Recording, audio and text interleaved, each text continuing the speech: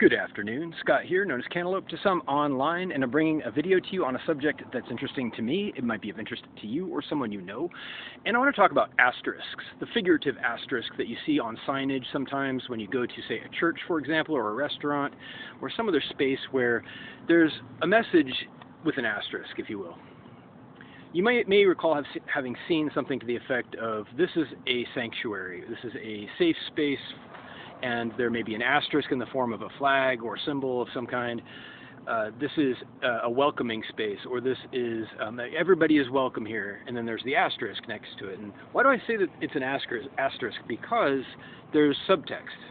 And the subtext is, if you pay attention to the ongoing dialogue between these parties online and other people, for example, the subtext clearly says that your support is expected. I'm going to say that twice. Your support is expected. And on the surface, that doesn't sound too bad, does it?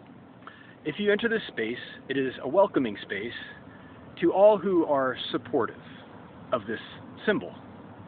And if you are not affiliated specifically with this symbol in terms of inclusivity, usually, and support, then you're not welcome here. That's the subtext. The subtext is you're actually not welcome unless you're a member. What flag, I ask, as a parallel subject, what flag has no membership? I'll wait.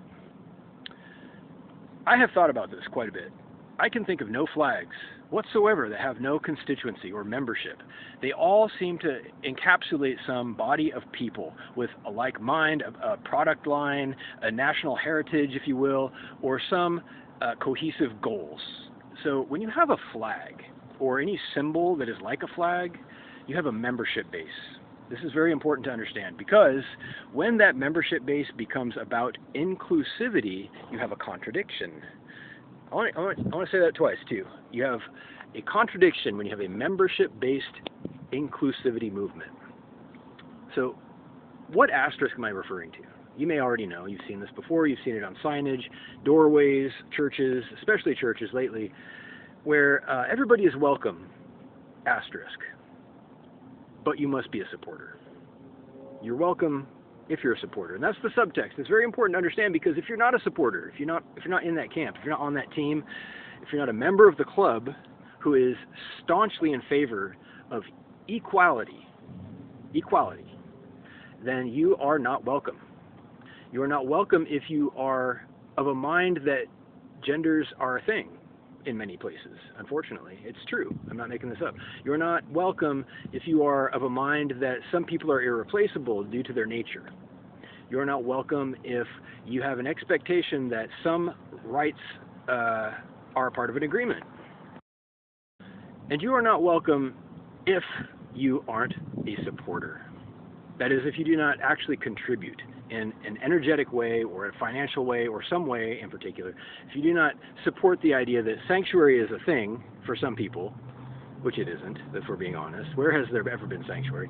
If you are not a supporter of the idea that people are all the same when it comes down to it, that everybody is interchangeable, replaceable, and the entire culture that has, if we were being honest again, been built atop contraception, if you think about it, is not valid. If you're of that mind, if you think that maybe this artificial contraception-based culture that has dominated politics recently, and it is a political movement, it's a political affiliation, just like many flags are, then you are not welcome. You're not actually welcome. You're not welcome to voice these opinions. You're not welcome to speak your mind, even if it is respectful, such as I'm speaking right now. You're not welcome to disagree, because, now here's the kicker, you don't need to understand. You don't need to understand. Now, maybe you've heard this. It's not your business to understand our ways. Just understand that there's an asterisk, and you will embrace it if you enter this space. The asterisk says that all you need to know about your welcomeness here. All are welcome, asterisk. Pay attention to asterisks. They have a lot of text behind them sometimes, and it can affect you deeply. These people might attack you in the name of inclusivity, which is kind of funny. These people might angle to defend themselves when there's no attack on their behalf, which is also funny to me. These people will, use their inclusivity movement to obtain job security, to obtain political power, to obtain access to any space they like because of non-discrimination laws, basically. And there is a loophole. There's a big loophole where non-discrimination can be leveraged in your defense to keep your job or to gain access to something if your affiliation is questionable. If you could possibly defend yourself with allegations of discrimination.